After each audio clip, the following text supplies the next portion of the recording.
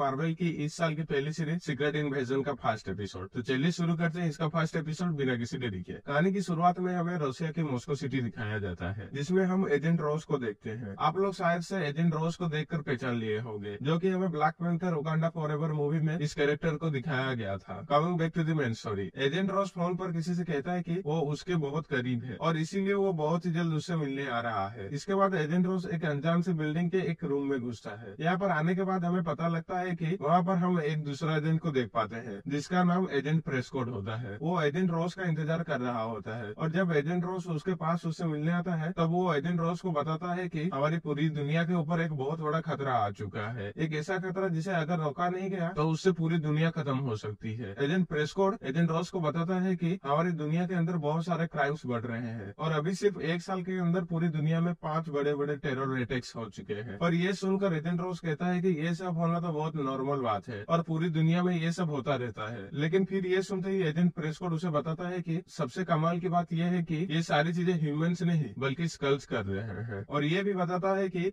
वो काफी टाइम से एक खुफिया टेरर ग्रुप के ऊपर रिसर्च कर रहा था और उसकी सारी एक्टिविटीज को मॉनिटर कर रहा था। लेकिन अपने काम के दौरान उसे पता लगा कि वो आतंकवादी ग्रुप मेंबर असल में स्कल्स हैं और वो इंसान की शक्ल लेकर दुनिया के अंदर तबाही मचा रहे हैं। ये सब सुनने के बाद एजेंट रोज पूछता है कि आखिर स्कल्स ये सब क्यों कर रहे हैं, जिस पर एजेंट प्रेस्कॉट उसे बताता है कि यहाँ से लगभग 30 साल पहले स्कल्स ने हमारी दुनिया के अंदर आना शुरू किया था और उनके यहाँ आने की रीजन थी कैप्टन मार्वल। स्कल्स ने कई साल पहले अपनी दुनिया छोड़ी थी और इसीलिए वो एक नई दुनिया की तलाश में थे और निक फ्यूरी और कैप्टन मार्वल ने सभी स्कल्स को ये भरोसा दिया कि वो सभी स्कल्स के लिए एक नई दुनिया ढूंढेंगे जहाँ पर स्कल्स बच सके और अपनी जिंदगी को फिर से जी सके। लेकिन आज की तारीख में ना ही कैप्टन मार्वल को कोई आता पता है और ना ही निक फ्यूरी का, और इसीलिए स्कल्स ये चाहते हैं कि वो किसी दूसरी दुनिया पर नहीं बल्कि हमारी दुनिया यानी कि अर्थ में ही अपना घर बसाए। उसके बाद एजेंट प्रेस्कॉट एजेंट रोज को एक डिवाइस दिखाता है और उस डिवाइस को दिखाते हुए उसे कहता है कि स्कल्स एक बहुत ही बड़ा अटैक प्लान कर रहे हैं और इस डिवाइस के अंदर उनके अटैक का सबूत है। इसके बाद एजेंट रोज उस डिवाइस के अंदर उस सबूत को देखता है और फिर वो सबूत को लेकर वहाँ से जाने लगता है और वो एजेंट प्रेस्कॉट से कहता है कि वो इसे निक फ्यूरी को दिखाएगा। लेकिन तभी एजेंट प्रेस्कॉट को एजेंट रोज के ऊपर शक होता है और वो समझ जाता है कि ये एजेंट रोज नहीं बल्कि वो एक स्कल्स है जो कि अपना रूप चेंज करके आया है। इसलिए एजेंट प्रेस्कॉट उससे लड़ने लगता है, लेकिन वो स्कल्स जो कि एजेंट रोज बना हुआ था वो एजेंट प्रेस्कॉट को गोली से मार देता है और वहाँ से भाग जाता है। लेकिन फिर तभी हम एक बंदे को देख पाते हैं जो कि फेक एजेंट रोज का पीछा करने लगता है और एजेंट रोज वो आदमी को देखकर वहाँ से भागने लगता है और तेजी से एक बिल्डिंग के ऊपर चढ़ जाता है। लेकिन वो दूसरा आदमी भी फेक एजेंट रोज का पीछा करते करते वो बिल्डिंग पर चढ़ जाता है। लेकिन तभी उनकी लड़ाई की वजह से फेक एजेंट रोज बिल्डिंग के नीचे गिर जाता है। इसके बाद ही वहाँ पर मारिया हिल आती है और वो किसी दूसरे इंसान को एजेंट रोज के ऊपर हमला करते देखकर उसके ऊपर बंदूक तान देती है। लेकिन फिर तभी मारिया हिल देखती है कि वो एजेंट रोज नहीं बल्कि एक स्कल्स है जो कि मरने के बाद में अपना रियल रूप में आ जाता है और जो आदमी फेक एजेंट रोज का पीछा कर रहा था है वो भी एक स्कल्स होता है जिसका नाम टेलोस होता है। और अगर आपने कैप्टन मार्वल मूवी देखी होगी तो आप टेलोस को जानते होंगे, और अगर फिर भी आप नहीं जानते तो मैं आप सभी को बता दूं टेलोस एक स्कल्स है और ये स्कल्स ग्रुप का एक मेंबर है। इसका वाइफ है जिसका नाम है सोरेन और उनकी एक बेटी है जिसका नाम है गाया। Well coming back to the main story, उसके बाद सीन शिफ्ट होता है और हम जंगल के अंदर एक स्पेसशिप को देख पाते हैं जिसके अंदर से निक फ्यूरी बाहर आता है और वो स्पेसशिप उड़ जाता है। फिर वहाँ पर मारिया हिल निक को कहती है वेलकम बैक टू अर्थ और निक को टेलस के पास लेकर जाती है। टेलस और निक काफी पुराने दोस्त है और इसीलिए वो निक से पूछता है कि वो इतना टाइम तक कहाँ पर था, जिसके जवाब में निक फ्यूरी कहता है वो काफी टाइम तक अर्थ से बाहर था यानी कि स्पेस में, और वो स्पेस के अंदर एक इंटरगैलेक्टिक स्पेस ऑर्गेनाइजेशन के अंदर काम कर रहा था जिसे कहा जाता है सेबर। लेकिन कुछ टाइम पहले मारिया हिल ने उसे कांटेक्ट किया और उसे ये बताया कि हमारी दुनिया एक बड़े खतरे में है और इसीलिए मैं यहाँ पर आया हूँ दुनिया को बचाने के लिए। इसके बाद टेलस निक फ्यूरी को सारी बातें बताता है और कहता है कि तुम जानते हो कि हम स्कल्स इस दुनिया में 30 साल से है और अर्थ के अंदर स्कल्स की मात्रा लाखों में है। तुमने और कैप्टन मार्वल ने सभी स्कल्स से वादा किया था कि तुम सभी स्कल्स के लिए एक नया प्लेनेट ढूंढोगे और वहाँ पर उनके घर को बसाओगे, लेकिन अब तक तुमने अपने वादा को पूरा नहीं किया और इसीलिए बहुत सारे स्कल्स तुम्हारे खिलाफ हो चुके हैं। और पहले मैं स्कल्स के हेड काउंसिल में था लेकिन अब मुझे हेड काउंसिल से निकाल दिया गया है और अब हेड काउंसिल का मेंबर एक नया स्कल्स है जिसका नाम है ग्रेविक। और टेलस ये भी कहता है कि ग्रेविक तुमसे बहुत नफरत करता है और वो इसीलिए क्योंकि वो ऐसा मानता है कि तूने स्कल्स स्कल्स से किया वादे को पूरा नहीं किया, और क्योंकि तुम कई साल पहले अचानक से गायब हो गए थे, इसलिए ग्राबिक को ऐसा लगता है कि तुम्हें धोखा दिया है, और इसलिए ग्राबिक सभी स्कल्स को खुकर बना दिया है और अब उन सबको अपनी आर्मी में शामिल कर रहा है। वो उन सबको लेकर एक सेना बना रहा है और ग्राबिक ने बहुत बड़ा अटैक की प्लानिंग किया है। और तुम बस ये समझो कि अगर ग्राबिक ने अपने अटैक को अंजाम दे दिया और ग्राबिक का प्लान सक्सेस हो गया, फिर तो उसके बाद इस दुनिया से सारे इंसान मर जाएंगे और इस दुनिया पर सिर्फ स्कल्स का राज होगा। इसके आगे टेलर्स निक को ये भी बताता है कि ग्राबिक ने जो प्लान बनाया है उसके अकॉर्डिंग वो रशिया और यूएस दोनों को लड़वाना चाहता है, क्योंकि ये दोनों कंट्री ही दुनिया की सबसे पावरफुल कंट्रीज है। इसलिए अगर इन दोनों के बीच एक बार फाइट स्टार्ट हो गई, फिर उसके बाद पूरी दुनिया को खत्म होने में देर नहीं लगेगी, और फिर जब सारे इंसान इस दुनिया से मर जाएंगे तब वो सारे स्कल के साथ मिलकर अर्थ के ऊपर टेक ओवर कर लेगा और फिर वो अर्थ को स्कल्स के नया घर बनाएगा। ये सब सुनने के बाद निक फ्यूरी टेलर्स और मारिया से कहता है कि कुछ भी करके ये सब हमें रोकना होगा, लेकिन तभी वहाँ से बाहर निकलता है और वो मारिया हिल से कहती है कि वो थोड़ी देर टहल कर आ रहा है। बट जैसे निक थोड़ा आगे चलता है वैसे ही एक गाड़ी आकर निक को किडनैप कर लेती है और उसके बाद सीन शिफ्ट होता है एक लेडी के ऊपर जिसका नाम सोनिया होता है। वो किडनैपर्स निक फ्यूरी को इस लेडी के पास लाए होते हैं। तब हम व्यूअर्स जान पाते हैं कि निक फ्यूरी उस लड़की को जानता है जो कि यूके की खुफिया एजेंसी MI6 की एजेंट होती है और वो भी यहाँ पर ग्रेबी के प्लान को फेल करने आई होती है। यहाँ पर ये दोनों एक दूसरे की हालचाल पूछते हैं और कुछ बातें करने लगते हैं। यहाँ मैं आप सभी को बता दूं, ये सोनिया भी ग्राबिक और उसके सारे स्कल्स के खिलाफ है, लेकिन फिर भी निक उसके साथ काम नहीं करना चाहता, और वो इसीलिए क्योंकि सोनिया सभी स्कल्स से बहुत नफरत करती है और इसीलिए वो ग्राबिक और उसके सारे साथियों को ढूंढकर उन्हें मारना चाहती है। लेकिन जबकि निक बातचीत करके ये मैटर को शांति से सॉल्व करना चाहती है। इसके बाद निक फ्यूरी सोनिया से मिलकर वहाँ से चला जाता है। उसके बाद सीन शिफ्ट होता है एक अनजान से जगह पर, जो जगह देखने में एक पुराना आर्मी बेस जैसे लग रहा होता है। यहाँ पर एक आदमी आता है जो कि अंदर घुसने की कोशिश कर रहा होता है, लेकिन वहाँ के गार्ड उसको रोक देते हैं और उसको अंदर नहीं जाने देते। फिर तभी वहाँ पर एक लड़की आती है जिसका नाम होता है गाया। जी हाँ गाइस, ये ही टेलर्स की बेटी है। मैं आपको बता दूं ये भी स्कल्स है और गाया ने आज से काफी साल पहले ग्राबिक की टीम को ज्वाइन कर लिया था, और वो इसीलिए क्योंकि वो भी चाहती थी कि सारे स्कल्स को उनका घर वापस मिल जाए। यहाँ पर आने के बाद गाया उस आदमी से उसकी असलियत पूछती है, जिस पर वो आदमी सभी को अपना रियल फेस दिखाता है और हम व्यूअर्स देख पाते हैं कि वो भी एक स्कल्स है। उसके बाद गाया उस स्कल्स को लेकर अंदर आ जाता है और अंदर आते ही उसे समझाता है कि ये पूरी जगह भरी दुनिया से छुपी हुई है और असल में ये जगह हम स्कल्स का बेस है। बाहर की दुनिया में हम स्कल्स को छुपना पड़ता है और इंसान का मुखौटा पहनना पड़ता है, लेकिन यहाँ इस जगह के अंदर हम लोग खुलकर रहते हैं, वो भी अपने असली स्कल्स के फॉर्म में। साथ ही साथ यहाँ पर हम खुशी से रहते हैं और आज से तुम भी यहाँ पर रह सकते हो। उसके बाद में गाया उस स्कल्स को एक ऐसा जगह दिखाती है जहाँ पर ये सारे खुकार स्कल्स दुनिया भर के बहुत से आम लोगों को और बहुत से बड़े बड़े लोगों को, जैसे कि बिजनेसमैन, पॉलिटिशियन, इस तरह के लोगों को उठाकर लाते हैं और उन्हें अपने स्कल्स के साथ एक्सचेंज कर देते हैं। यानी कि स्कल्स इन सभी को किडनैप करके यहाँ पर रखते थे और उनकी जगह पर स्कल्स जाते थे। साथ ही सारे स्कल्स इन सभी लोगों की मेमोरीज को भी कॉपी कर लेते थे ताकि वो लोग उनकी दुनिया के अंदर मिल सके। इसके बाद सीन शिफ्ट होता है और हम ग्रेबिक को देखते हैं जो कि अपने खास आदमी के साथ बात कर रहा होता है और ग्रेबिक उसे कहता है कि चाहे कुछ भी हो जाए हमें अपने प्लान को अंजाम देकर ही रहना है और हमारा प्लान कल से ही शुरू हो रहा है। और मेरी बात को याद रखना, कल से जैसे ही हमारा प्लान शुरू होगा उसके बाद से हमारा प्लान तब तक नहीं रुकेगा जब तक हम अपने प्लान को पूरा ना कर ले। और प्लान के पूरा होने तक कोई बचे या ना बचे, लेकिन हम सबको मिलकर प्लान को पूरा करना है और इस दुनिया को स्कल्स का घर बनाना है। और इसके बाद में ग्राबिक जिस स्कल्स से बात कर रहा होता है वो स्कल्स गाया के पास आता है और वो उसे एक मिशन देता है। वो गाया से कहता है कि तुम्हें एक जगह जाना होगा जहाँ पर तुम्हें एक आदमी से 2 बैग्स लेकर आना होगा। ऑर्डर मिलने के बाद गाया अपने मिशन को पूरा करने जाती है और वो मिशन के अकॉर्डिंग दोनों बैग ले लेती है और उस जगह से निकलकर अपने बेस में वापस जा रही होती है। लेकिन तभी हमें पता लगता है कि निक फ्यूरी अपने टीम के साथ मिलकर इसी जगह के आसपास पर मॉनिटरिंग कर रहा है और वो इसीलिए क्योंकि निक फ्यूरी और उसकी टीम को पता लगा है कि हुकार स्कल्स को जो चाहिए